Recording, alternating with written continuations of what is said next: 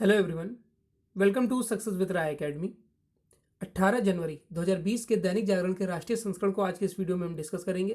तो चलिए वीडियो को शुरू करते हैं। सबसे पहले नेशनल न्यूज़, दो नेशनल न्यूज़ हैं। बुजुर्गों को 26 जनवरी से मिलेगा एक नया साथी। और दूसरी न्यूज़ है, राष्ट्रीय समझौते करने में श्रीलंका व अन्य देशों से सीखे नेपाल। पहली न्यूज़ है, बुजुर्गों को सुरक्षा सहित अपनी छोटी छोटी जरूरतों के लिए अब भटकना नहीं पड़ेगा। केंद्र सरकार ने बुजुर्गों की मदद के लिए प्रस्तावित नेशनल हेल्पलाइन नंबर को लेकर तैयारी फिलहाल पूरी कर ली है। इसकी शुरुआत एक साल में 26 जनवरी यानी नए साल में 26 जनवरी से होगी। इसके तहत बुजुर्गों को एक फ़ोन पर सारी मदद उपलब्ध कराई जाएगी। वे गुजारा भत्ता और पेंशन से जुड़े मामले भी इसके जरिए दर्ज करा सकेंगे। फिलहाल पहले चरण में देश के 10 राज्यों में ही बुजुर्गों के लिए यह हेल्पलाइन सेवा शुरू होगी। बाद में सभी राज्यों को इससे जोड़ा जाएगा। सामाजिक न्याय एवं अधिकारिता मंत्रालय बुजुर्गों के लिए प्रस्तावित इस हेल्पलाइन नंबर को लेकर पिछले साल भर से काम कर रहा था। वैसे तो जुलाई 2020 में ही शुरू होना था, लेकिन कोरोना के चलते इसकी तैयारी पिछड़ गई थी। नेक्स्ट है, राष्ट्रीय समझौते करने में श्रीलंका व अन्य देशों से सीखे Nepal. Chief of defence staff general Bipin Rawat ने गुरुवार को चीन का नाम लिए बिना नेपाल को चेताया कि वह अंतर्राष्ट्रीय मामलों में स्वतंत्र रूप से काम करने के लिए स्वतंत्र है, लेकिन उसे सतर्क रहना चाहिए और श्रीलंका व अन्य देशों से सीखना भी चाहिए, जिन्होंने क्षेत्र के अन्य देशों के साथ समझौते किए हैं। साथ ही उन्होंने कहा कि भारत की सद्भावना के साथ कोई शर्त नहीं जुड़ी है। Nepal institute for international cooperation and engagement के दूसरे वार्षिक संवाद में जनरल ने कहा कि भारत और नेपाल अनूठे हैं और सदियों से अस्तित्व में हैं। दोनों के बीच जुड़ाव इतना पवित्र और मजबूत है कि दोनों देशों के बीच आकांक्षाएं, सद्भावना और आध्यात्मिकता हिमालय की तरह ऊंची है और हिंद महासागर की तरह गहरी है। भारत और नेपाल के बीच सहयोग का क्षेत्र व प्रसार, मैत्री व लोगों से संपर्क बेहद गहरा और व्यापक है। लेकिन वर्तमान दौर में नेपाल भी स्वतंत्र विदेश नीति के आधार पर अपने दरवाजे चीन के समेत दूसरे देशों के लिए खोल रहा है, लेकिन उससे सतर्क रहना चाहिए। दोनों देशों में शांति और समृद्धि के लिए वर्तमान संबंधों को और मजबूत करना जरूरी है। नेक्स्ट पेज है इंटरनेशनल पेज। इंटरनेशनल पेज में हमारे लिए दो न्यूज़ हैं। पहली न्यूज़ है, चीन से वार्ता का दौर जारी रहने की उम्मीद। और दूसरी न्यूज़ है, young champions of the earth होगा यहाँ पर, विजेताओं में भारतीय उद्यमी भी। तो पहली न्यूज़ से शुरू करते हैं।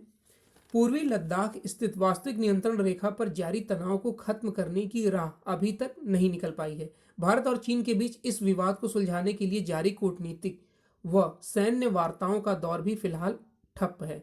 भारत ने उम्मीद जताई है कि बातचीत से ही एक दूसरे को स्वीकार्य समाधान निकाला जा सकता है और सीमा से सैनिकों की पूरी वापसी तय की जा सकती है। विदेश मंत्रालय के प्रवक्ता अनुराग श्रीवास्तव का कहना है कि दोनों देशों के बीच सैन्य व कूटनीतिक वार्ता जारी रखने को लेकर संपर्क बना हुआ है। उन्होंने इस बात का सीधा जवाब नहीं दिया कि अगली बैठक कब होगी। नेक्स्ट न्यूज़ है, संयुक्त राष्ट्र की पर्यावरण एजेंसी द्वारा दिए जाने वाले विशिष्ट पुरस्कार young champions of the earth के 7 विजेताओं में 29 वर्षीय एक भारतीय उद्यमी भी शामिल हैं। नए विचारों और नवोन्मेषी कदमों के जरिए पर्यावरण से जुड़ी चुनौतियों के समाधान की दिशा में काम करने वालों को यह पुरस्कार दिया जाता है। संयुक्त राष्ट्र पर्यावरण कार्यक्रम ने मंगलवार को एक बयान में बताया कि टेकाचर कंपनी के सह संस्थापक और पेशे से इंजीनियर विद्युत मोहन ने अपने सामाजिक उद्यम के जरिए किसानों को अपनी फसल का अपशिष्ट नहीं जलाने के लिए समझाया और इन अपशिष्टों का इस्तेमाल करते हुए उन्हें अतिरिक्त आमदनी के उपाय बताए। बयानों में मोहन के हवाले से बताया गया कि मैं हमेशा से ऊर्जा तक पहुंच और गरीब समुदायों के लिए आमदनी के अवसर मुहैया कराने के विषय पर काम करना चाहता था।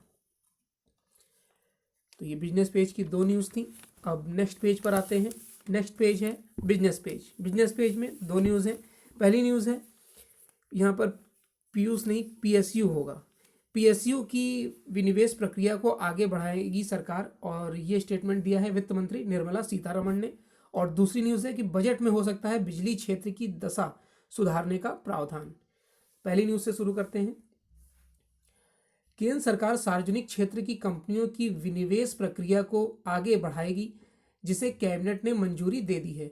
वित्त मंत्री निर्मला सीतारमण ने गुरुवार को इसकी जानकारी दी। उन्होंने कोरोना के दौरान अर्थव्यवस्था में सुधार के लिए सरकार के उपायों का भी जिक्र किया।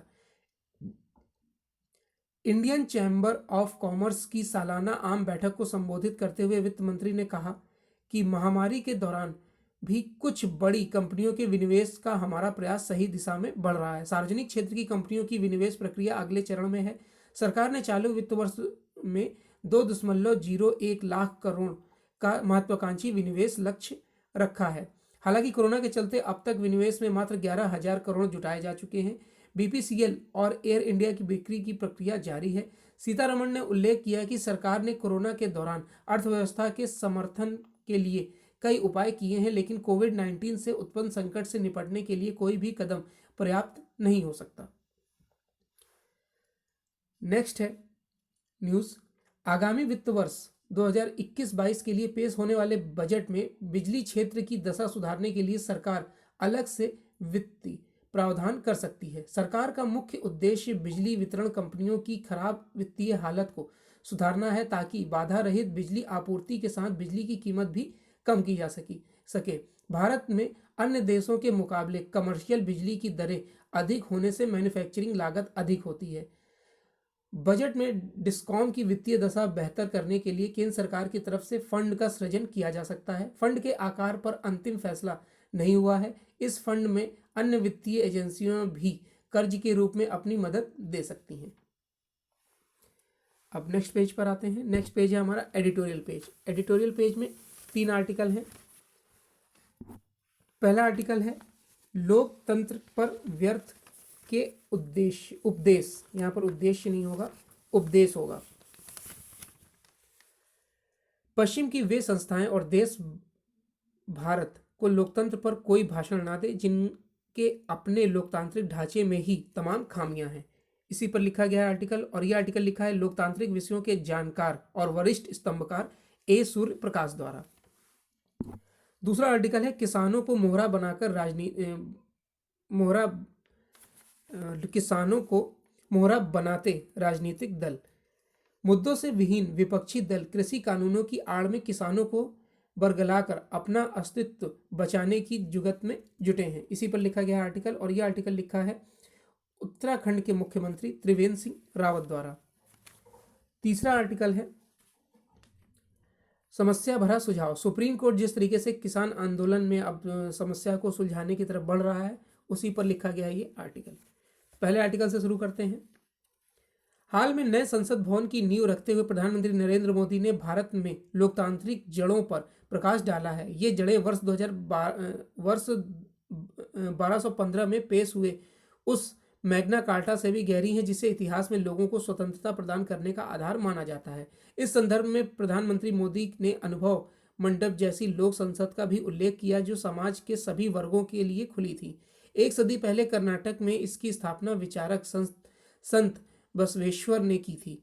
उनके समतावादी सिद्धांतों को कालांतर में कई देशों की जनप्रतिनिधि संस्थाओं ने अपनाया। दुनिया के दर्जनों लोकतांत्रिक देशों के संविधानों का मेरा निचोड़ यही कहता है कि एक मौलिक लोकतंत्र के 8 प्रमुख लक्षण होने चाहिए। पहला, अभिव्यक्ति और अंतःकरण की स्वतंत्रता का अधिकार। दूसरा, धर्मनिरपेक्षता। तीसरा, धर्म को राष्ट्र से विलग रखना। चौथा, सरकार का गणतांत्रिक स्वरूप। पांचवा, विधि से समक्ष समता का अधिकार। छठा, लैंगिक समानता। सातवां, प्राण एवं दैहिक स्वतंत्रता का संरक्षण। और आठवां, सार्वभौमिक वयस्क मताधिकार। ये 8 तत्व भारतीय संविधान में गहराई से समाहित हैं। अब वी-डेम की रिपोर्ट में भारत से ऊपर देशों पर भी दृष्टि डाल लेते हैं। उसके अनुसार डेनमार्क सबसे बेहतरीन लोकतंत्र है, मगर क्या वाकई ऐसा है? इसके संविधान के अनुसार पवित्र बाइबल में उल्लिखित चर्च ही डेनमार्क का स्थापित चर्च होगा।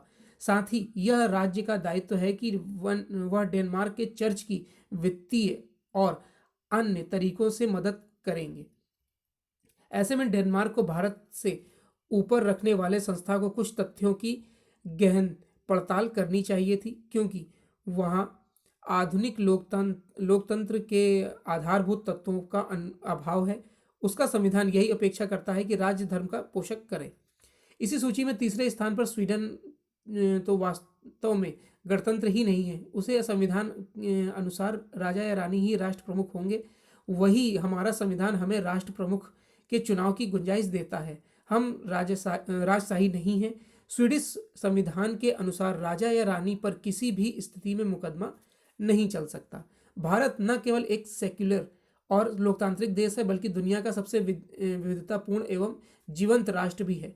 सेक्युलर जैसे आदर्श हमारे संविधान की प्रस्तावना में शामिल हैं। यहाँ 122 भाषाएं और 170 बोलियां बोलने वाले विभिन्न धार्मिक मान्यताओं वाले लोगों का देश है। ऐसे में जो भारत को गिरा रहा है वे वास्तव में खुद ही लोकतंत्र का अवमूल्यन करने में जुटे हैं। लोकतंत्र की ऐसी मनमानी पश्चिमी अवधारणा को चुनौती देकर उन पर प्रहार की दरकार है। भारत को समवेत स्वर में प्रतिरोध करना होगा कि वे हमें लोकतंत्र पर भाषण न दें और उससे पहले अपने नस्लीय और सांप्रदायिक दुराग्रहों पर गौर करें। नेक्स्ट है किसानों को मोहरा बनाते राजनीतिक दल। देश के किसानों के हितों और उनकी स्थिति में सुधार को लेकर जितना काम बीते 5-6 साल में नहीं हुआ उतना उससे पहले कभी नहीं हुआ। खेती किसानी की लागत कम करने को लेकर उनके लिए बुनियादी आवश्यकताओं की पूर्ति और किसानों की आमदनी बढ़ाने के लिए केंद्र की भाजपा सरकार की तरफ से निरंतर कदम उठाए जा रहे हैं। इन दिनों जिन तीन कृषि कानूनों को लेकर पंजाब के कुछ किसान संगठनों द्वारा आंदोलन किया जा रहा है, दरअसल वे भी किसानों की आर्थिक स्थिति के सुधार के उद्देश्य से ही लाए गए हैं, लेकिन कांग्रेस और कुछ अन्य दल राजनीतिक स्वार्थ के चलते इसका विरोध कर रहे हैं। वास्तव में आज की तारीख में ये सभी दल अपनी प्रासंगिकता खो चुके हैं। जनता का विश्वास उन पर से उठ चुका है। इसलिए मुद्दों से विहीन ये पार्टियां कृषि कानूनों को मुद्दा बनाकर अपना अस्तित्व बचाने की कोशिश में किसानों के कंधे पर बंदूक रखकर चला रही हैं। जबकि सत्ता में रहते हुए कांग्रेस के नेतृत्व में इन्हीं दलों ने कृषि और मंडी कानूनों में बदलाव की शुरुआत की थी, जिसे मौजूदा सरकार ने केवल परिणाम तक पहुंचाया है। अगर 2014 से पूर्व मंडी कानून के बदलाव किसानों के हित में थे, तो 2020 में ये किसान विरोधी कैसे हो गए? जहां तक किसान हितों के लिए मौजूदा सरकार द्वारा उठाए गए कदमों का प्रश्न है, तो वह प्रधानमंत्री नरेंद्र मोदी के नेतृत्व में चल रही केंद्र सरकार के कृषि बजट से कहीं से ही स्पष्ट हो जाता है। केंद्र का कृषि बजट 5 साल में 12,000 करोड़ रुपए से बढ़कर आज 1,34,000 करोड़ रुपए को पार कर गया है। केंद्र सरकार ने किसानों की आय दोगुनी करने का लक्ष्य ही नहीं, बल्कि कृषि के बजट को भी उसके अनुरूप बढ़ाया है। कांग्रेस को यह पता होना चाहिए कि भाजपा शासित राज्यों में किसानों के लिए किस तरह के कदम उठाए जा रहे हैं। उत्तराखंड देश का पहला ऐसा राज्य है जिसने गन्ना किसानों के बकाये का 100% भुगतान किया है, वह भी पेराई सीजन शुरू होने से 2 महीने पहले। इसके अतिरिक्त किसानों को 3 लाख रुपए तक और स्वयं सहायता समूहों को 5 लाख रुपए तक का ब्याज मुक्त ऋण उपलब्ध कराया जा रहा है। इस योजना के तहत अब तक 4 लाख से अधिक किसानों और 1330 समूहों को 2062 करोड़ रुपए का ऋण वितरित किया जा चुका है। दरअसल कृषि कानून के विरोध का पूरा सच पंजाब की कांग्रेस सरकार की विफलताओं में छिपा है। पंजाब में अमरिंदर सिंह की सरकार के खिलाफ बनते माहौल को से ध्यान भटकाने के लिए कांग्रेस कृषि कानून के खिलाफ किसानों को भड़का रही है, लेकिन मुझे विश्वास है कि हमारे किसान भाई यह सच्चाई जानते हैं कि कौन उनके हितों के बारे में अधिक गंभीर है। प्रधानमंत्री नरेंद्र मोदी मानते हैं कि पुराने कानून से नए भारत का निर्माण नहीं हो सकता। नेक्स्ट है किसान आंदोलन को हल करने के सिलसिले में सुप्रीम कोर्ट की ओर से दिया गया यह सुझाव एक गलत परंपरा की शुरुआत करने और शासन करने वालों के समक्ष मुश्किलें खड़ी करने वाला साबित हो सकता है। क्या केंद्र सरकार नए कृषि कानूनों को कुछ समय के लिए रोक सकती है?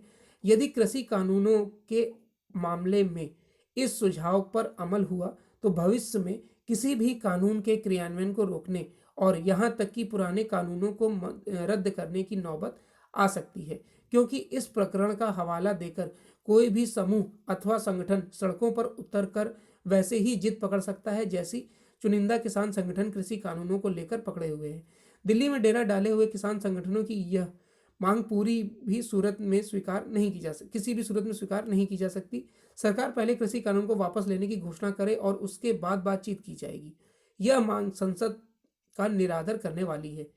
किसान नेता किस हद तक आप अड़ियल रवैया अपनाए हुए हैं इसका पता इससे चलता है कि सरकार के साथ वार्ता के दौरान मंत्रियों को बोलना करते ही वे उनकी ओर पीठ करके बैठ जाते हैं।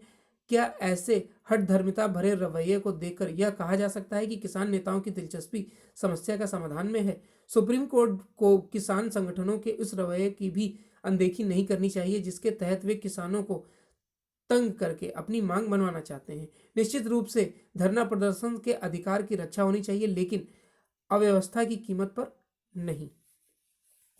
तो ये एडिटोरियल पेज के 3 आर्टिकल थे। अब नेक्स्ट पेज पर आते हैं। नेक्स्ट पेज है स्पोर्ट्स पेज। स्पोर्ट्स पेज में एक न्यूज़ है कि पाकिस्तान के गेंदबाज आमिर ने लिया संन्यास। पाकिस्तान के तेज गेंदबाज मोहम्मद आमिर ने गुरुवार को घोषणा कर दी कि वह अंतर्राष्ट्रीय क्रिकेट को अलविदा कह रहे हैं। 28 वर्षीय इस तेज गेंदबाज ने एक वीडियो में कहा कि वह वर्तमान पाकिस्तान क्रिकेट बोर्ड प्रबंधन के साथ काम नहीं कर सकते हैं और यही उनके लिए सबसे अच्छा है कि वे संन्यास ले लें। आमिर ने कहा कि ईमानदारी से कहूं तो मुझे नहीं लगता कि मैं इस पीसीबी प्रबंधन के तहत क्रिकेट खेल सकता हूं। मैं क्रिकेट छोड़ रहा हूं। मुझे मानसिक रूप से प्रताड़ित किया जा रहा है। मैं इससे संभल नहीं सकता। तो ये आज का 18 दिसंबर 2020 का दैनिक जागरण का राष्ट्रीय संस्करण था। आई होप आपको वीडियो अच्छा लगा होगा। अगर आपको वीडियो अच्छा लगा हो तो लाइक और शेयर कर दीजिएगा। वीडियो देखने के लिए धन्यवाद।